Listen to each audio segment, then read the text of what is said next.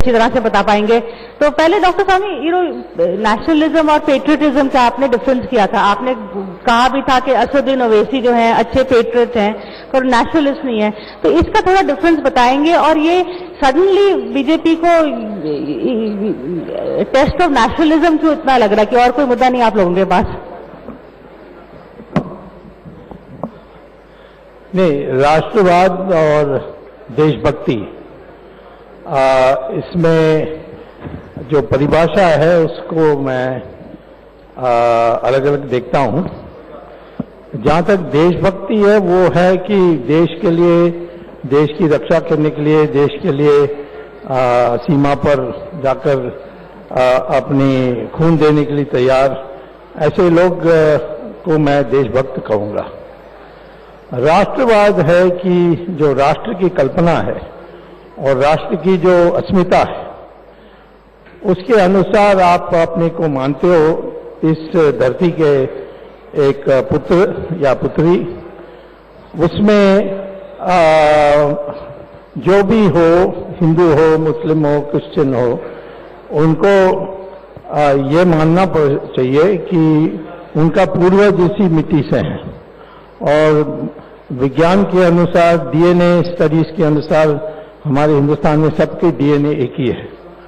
तो जब वो ये मानेंगे कि मेरा उपासना पद्धति कुछ भी हो, मैं पूजा करते समय विभिन्न प्रकार से मुझे अधिकार है विभिन्न प्रकार से पूजा करने के लिए, लेकिन मेरा पूर्वज एक ही है, ये जो मानेंगे उनको मैं राष्ट्रवाद ही कहूंगा।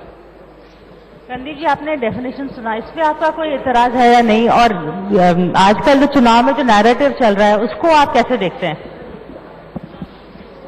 चुनाव में आपने कहा, पहले बात तो आपको साधुवाद के देश के वीरों को उन पर ध्यान आकर्षित करने के लिए, उनकी समस्याओं को जानने के लिए, उनकी चुनौतियों को जानने के लिए आपने इस स्पेशल शो का आयोजन किया। आपको विशेष साधुवाद।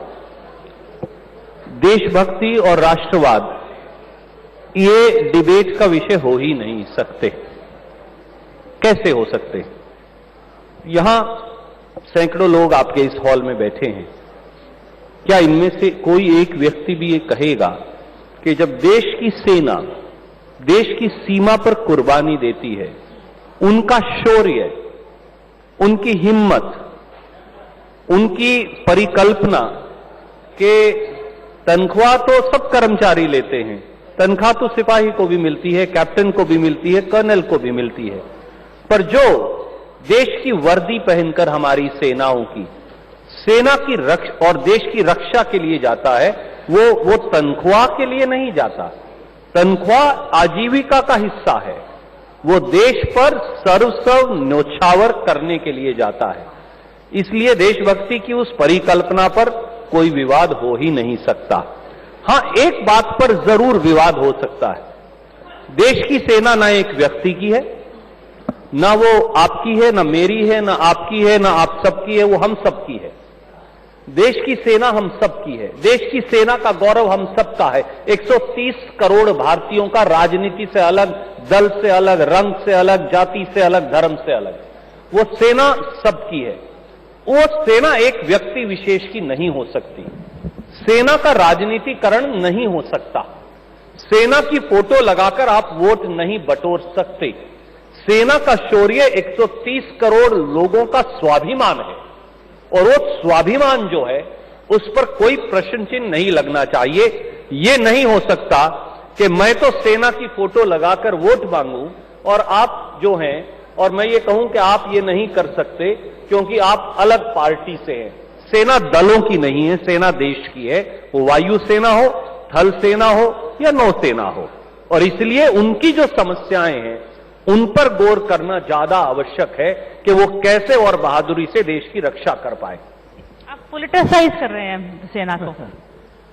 नहीं, यदि हमारी सेना कहती है कि हम पाकिस्तान के सीमा पार करके वहां जो एक आतंकवादियों की अड्डा है उसको हम ध्वस्त करके आए हैं, और फिर यहां राजनीतिक दृष्टि से उस पर संदेह व्यक्त करना, तो फिर तो आप सेना पर ही व्यक्त कर रहे हो। जब सेनापति कहते हैं कि हमने ये किया है, आप कहते हैं नहीं हमें सबूत दीजिए, तो मैं समझता हूं कि वो राष्ट्र विरोधी है और देश विरोधी है। एक्चुअली रणदीप, हाल में मैंने उमर अब्दुल्ला का भी इंटरव्यू किया था, उन्होंने भी एक अच्छा पॉइंट कहा था कि ऑपोजिशन ये बालाकोट को क्वेश्चन करने से गलती कर रही है। आपको क्वेश्चन करना है तो पुलवामा क्वेश्चन करिए, इंटेलिजेंस फेलियर ओवर करिए।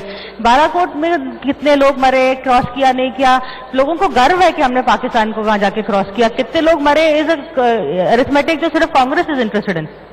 देखिए, मैं एक बात से बिल्कुल सहमत हूं, मुझे नहीं लगता कि हम तीनों का इसमें कोई विवाद है। जब बालाकोट पर एयर स्ट्राइक हुई तो कांग्रेस अध्यक्ष राहुल गांधी जी ने स्वयं, मैंने औपचारिक तौर से कांग्रेस का जो पत्रकार गोष्ठी की और पार्टी का स्टैंड स्पष्ट किया। हमने साफ तौर से कहा वायुसेना पर हमें फक्र है, पाकिस्तान पर उन्होंने हमला किया और पाकिस्तान को पुलवामा का जवाब दिया, इस पर हमें फक्र है। एक व्यक्ति विशेष, वो किसी भी दल से हो, अगर उसने कोई भिन्न विचार से दे दिया तो वो कांग्रेस पार्टी का विचार नहीं हो सकता।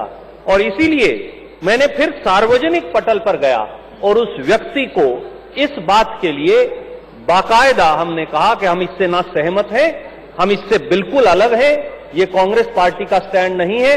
व्यक्ति कुछ कहे उसका अपना स्टैंड हो सकता है, कांग्रेस का स्टैंड ये है। हां, एक बात मैं और कहूंगा, पुलवामा में जब 42 जवान शहीद हुए तो हमने 6 दिन इंतजार किया, पर 3 सवाल अवश्य पूछे, मैं जरूर आज फिर स्वामी जी के समक्ष रखूंगा। वो पुलवामा में इतना आरडीएक्स कहां से आया, ये सवाल तो हम पूछ सकते हैं, क्योंकि आंतरिक सुरक्षा की चूक है।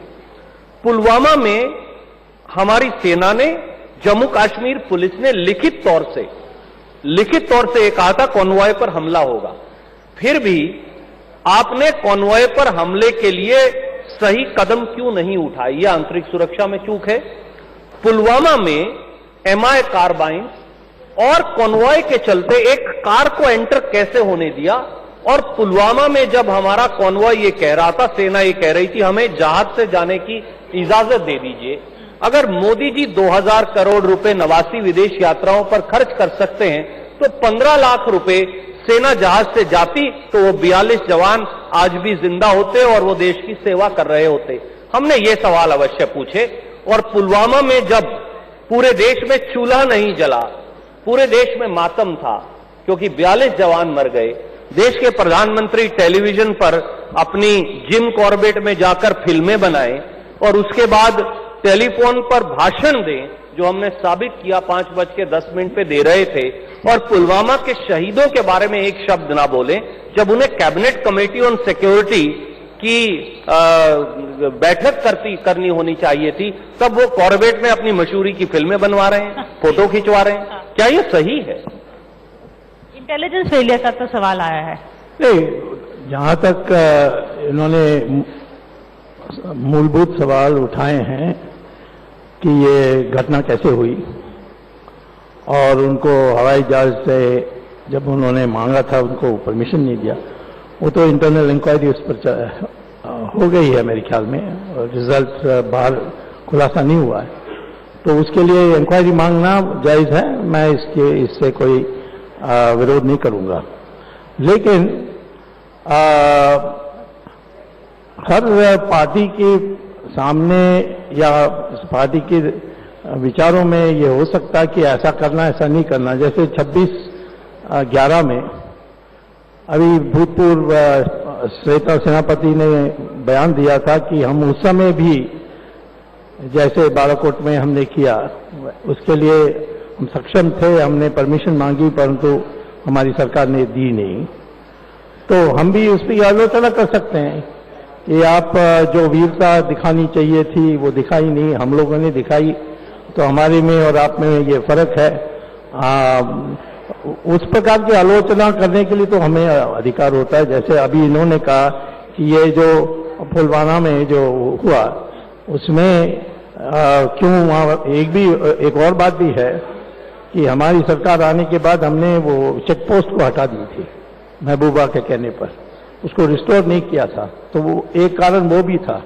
तो ये सारी चीजों की एग्जामिनेशन हो रही है, परंतु हम मैं अभी इन्होंने स्पष्टीकरण कर दी, परंतु मैं तो सोच रहा था कि कांग्रेस पार्टी इस सारा जो हमारी बमबारी हमने की पाकिस्तान में, उसको फर्जी, झूठा और बनावटी सोच रहे थे, परंतु अभी इनके स्पष्टीकरण के बाद तो हमारी दूरी काफी कम हो गई है। But one question doctor Swamy, there was a feeling कि before Pulwama, before Balakot, BJP का नंबर थोड़े कम आ रहे थे, बीजेपी भी एलाइज ढूंढ रही थी, there was a nervousness in the BJP.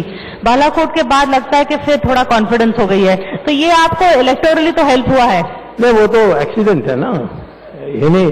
हाँ, ये और भी हो सकते हैं आने वाले 2 हफ्ते में, स्ट्राइक्स और हो सकते हैं, ऐसा हो सकते हैं, क्योंकि पाकिस्तान में जो मुझे खबर मिल रही है उसके अनुसार वो कुछ करने वाले हैं और उसकी हमारी तैयारी भी है, तो पता नहीं क्या होगा, बट कुछ आप होगा। कह रहे हैं माहौल अभी भी टेंस है? माहौल तो बदल जाती है, जब भी ऐसे होते हैं घटनाएं, तो लोग में राष्ट्रवाद जग जाती है। ये हमारी पुरानी इतिहास है कि हम आपस में लड़ते रहते हैं, परंतु बाहर से कोई आक्रमण होती है तो एक हो जाते हैं। तो इसीलिए वो हुआ, इसलिए हमने कराया, ये तो गलत होगी। That is wrong. हाँ, बट रणदीप, नॉट टू से कि बीजेपी ने कराया, लेकिन बीजेपी का थोड़ा सा जब नेशनलिज्म की बात करते हैं तो स्ट्रांग लीडर का इमेज आता है, and prime minister Modi plays into that image. Congress is making, by questioning that image, by following into it, why you following into the BJP trap? आप कोई और मुद्दा ढूंढिए जिन पे गिरा सकते हैं, उन पे गिराइए, जॉब्स पे गिराइए उनको, और भी मुद्दे हैं जिन पे बीजेपी को गिरा सकते हैं।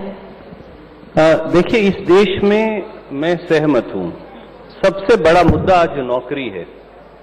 अर्थव्यवस्था का जो बेड़ा गर्क अरुण जेटली जी ने और मोदी जी ने किया, आज नेशनल सैंपल सर्वे ऑर्गेनाइजेशन कहता है कि 4 करोड़ 70 लाख नौकरियां चली गई। सच बात यह है कि जब आप नौसिखिए वकीलों को वित्त मंत्रालय दे देंगे तो अर्थव्यवस्था का बेड़ा गर्क होगा ही। लेकिन आप क्या करेंगे? आप criticising the Modi government. Modinomics plus Jaitleynomics is equal to disaster, ये इस देश के अंदर हुआ। और आज 45 साल में अगर बेरोजगारी सबसे चरम सीमा पर है तो क्यों?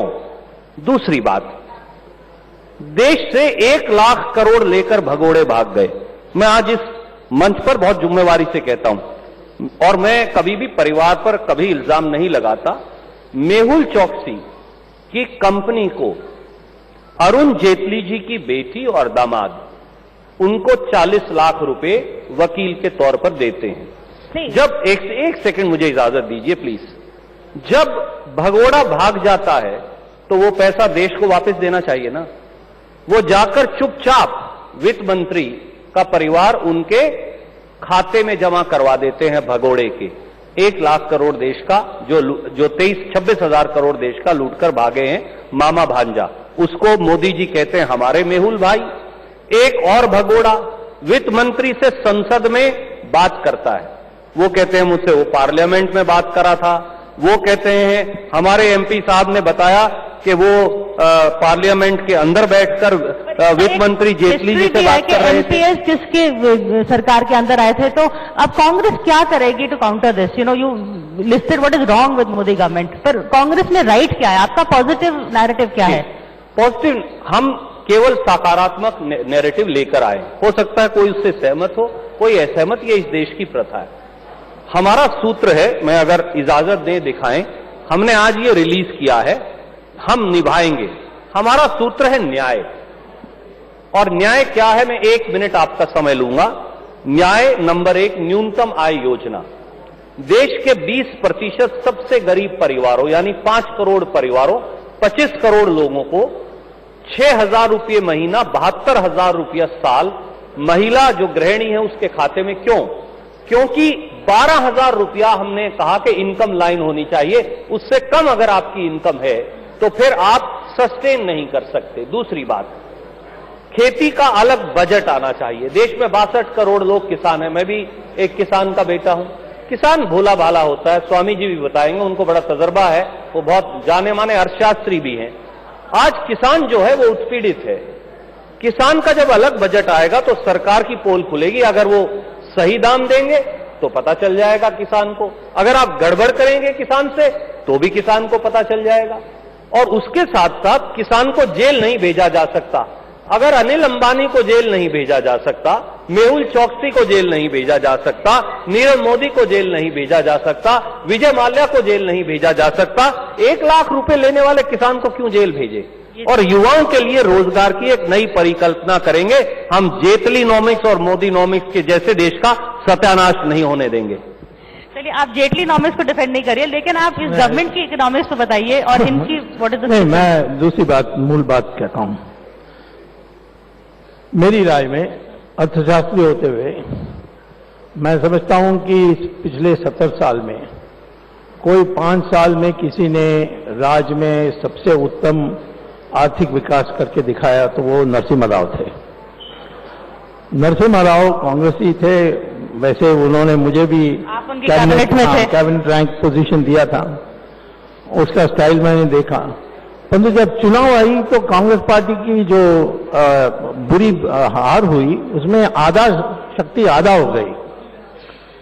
अटल बिहारी वाजपेयी ने भी इंडिया शाइनिंग कहकर 6 महीने आगे कर दी चुनाव, और हमारी पार्टी की स्ट्रेंथ लगभग आधा हो गई। मैं ये समझता हूं कि हमारे देश में आर्थिक इश्यू पर वोट नहीं डाली जाती है, वो अनिवार्य नहीं है, और अनिवार्य है जो भावना जगाती है।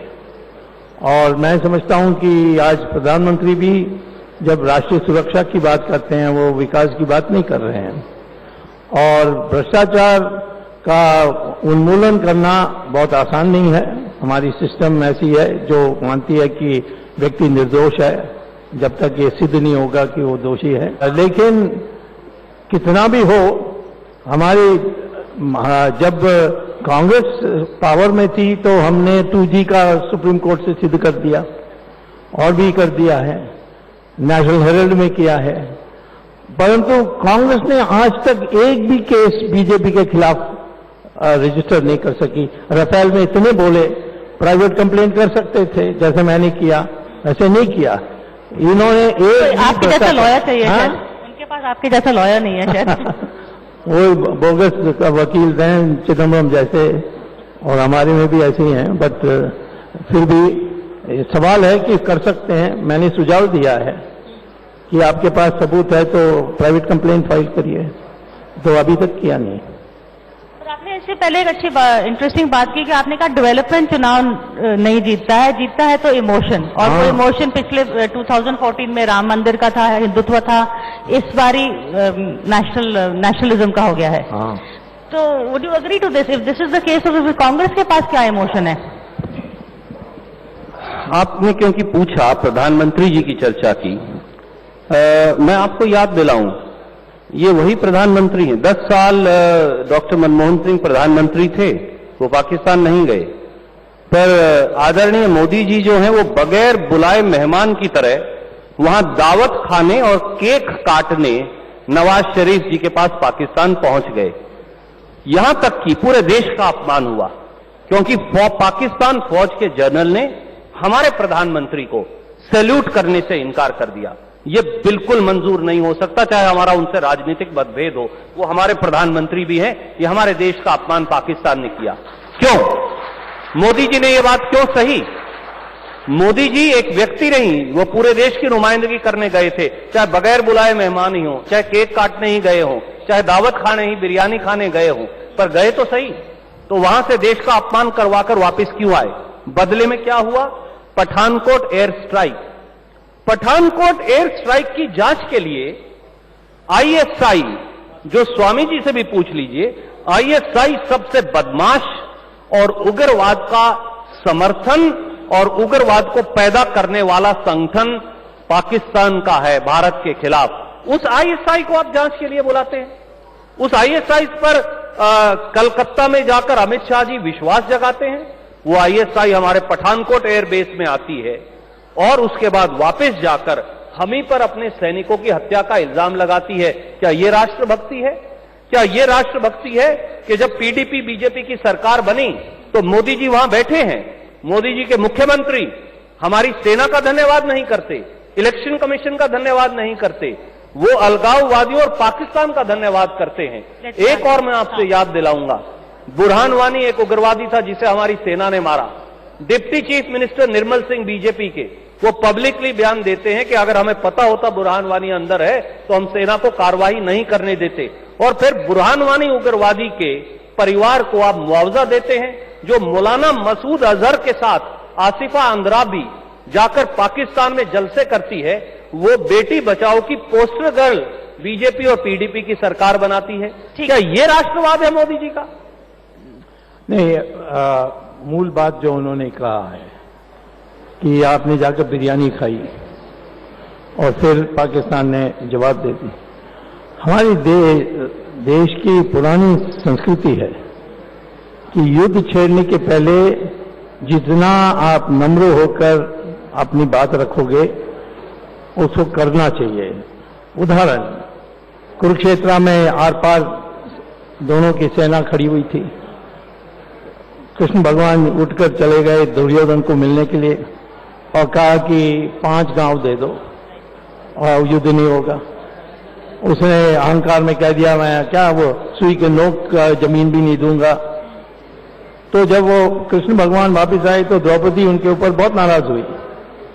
तो उन्होंने यही कहा कि मैं दुनिया को दिखाना चाहता हूं कि मैं इतना नम्र होकर वहां जाकर 5 गांव ही मांगी थी और ये इतने अहंकार में है, युद्ध के बिना कोई और विकल्प नहीं है। तो मैं समझता हूं कि मोदी ने सिद्ध कर दिया कि ये पाकिस्तान कभी सुधरेगा नहीं। और जब हमें मौका मिला हमने अपनी एयरफोर्स को भेजकर और वहां बमबारी की। इनको तो 26/11 में तो वो करने के लिए कितना 350 लोग मरे थे, यहां तो 40 लोग मरे थे। 350 लोग मरे थे, कोई बदला नहीं लिया और उल्टा बातचीत शुरू कर दी। शर्म अल शेख में मनमोहन सिंह ने बातचीत शुरू कर दी थी। दैट्स अ बड़ी टफ एक्यूजेशन कि आपने जब आपका टाइम था आपने कुछ नहीं किया। In fact after the Bombay attacks भी आपने कोई हार्ड लाइन नहीं ली। जब इन्होंने हार्ड लाइन लिया आप कह रहे हैं कि पुरानी बातें गिना रहे हैं। इन दी एंड इन्होंने हार्ड लाइन तो लिया। देखिए, इसीलिए मैंने शुरुआत की, सेना ना कांग्रेस की है ना बीजेपी की, सेना देश की है। और देश की सेना नहीं, मैं आ रहा हूं उस पर राजनीतिक जवाब पर भी आऊंगा। और देश की सेना जब जवाब देगी तो पूरा देश एकजुट साथ खड़ा है, उसमें राजनीति नहीं हो सकती। मैं कांग्रेस पार्टी की ओर से बहुत विश्वास से ये कह सकता हूं, हर बार जब सेना जवाब देगी, हर बार सरकार चाहे बीजेपी की हो कांग्रेस की हो।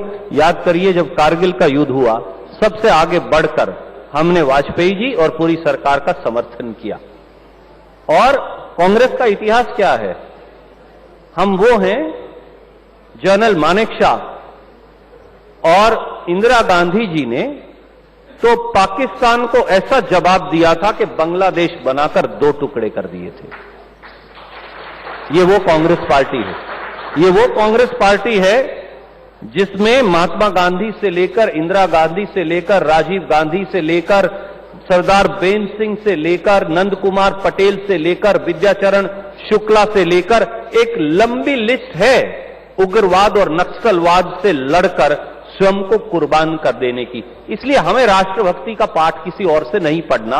अगर राष्ट्रभक्ति का पाठ कोई पढ़ाएगी तो 130 करोड़ जनता पढ़ाएगी और वो हमें मंजूर है।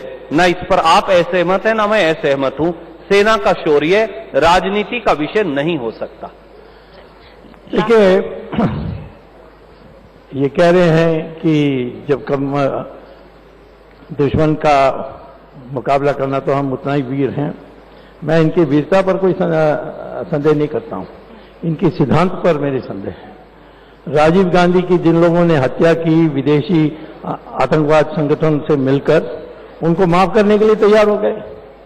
उनको सुप्रीम कोर्ट ने कहा कि फांसी दो, उन्होंने चिट्ठी लिख दी कि नहीं उनको फांसी नहीं मिलनी चाहिए। अब कहते हैं उनको जेल से छोड़ देना चाहिए। एक तरफ ये है। दूसरा है कि हम ये मानते हैं कि अपने देश में कोई ये नहीं कहता कि सेना किसी पार्टी की है और जो भी कहेगा वो गलत कहेगा। लेकिन सेना को इस प्रकार से, माफी चाहूंगा सर, योगी जी ने कल ही कहा है। हाँ? योगी आदित्यनाथ ने कल ही कहा। देखो जोश में कुछ कह देते हैं। आप ही ने कहा था व्यक्ति कुछ कहेगा तो उस पर चिंता नहीं करनी चाहिए, पार्टी का स्टैंड देखना चाहिए। लॉयर है at the end of the day doctor Swamy. अच्छे वकील हैं, पर आज योगी आदित्यनाथ को सिरे कर दिया कि योगी आदित्यनाथ का भाजपा के बयान से कोई लेना देना नहीं। बहुत शुक्रिया आपका कि आपने ये बात कही और ये बात कहने का साहस दिखाया। शायद आप ही अकेले व्यक्ति हैं जो भाजपा में ये साहस दिखा सकते थे। उसमें तो कोई दो राय नहीं हो सकती कि भाजपा में कौन व्यक्ति है जो speaks his mind and you know his always spoken his mind. For that we compliment you doctor Swami. But thank you so much आप दोनों का बात चर्चा करने के लिए। आज रणदीप को मैनिफेस्टो रिलीज भी हुआ है, he has to go. Thank you for both of you coming here. शुक्रिया।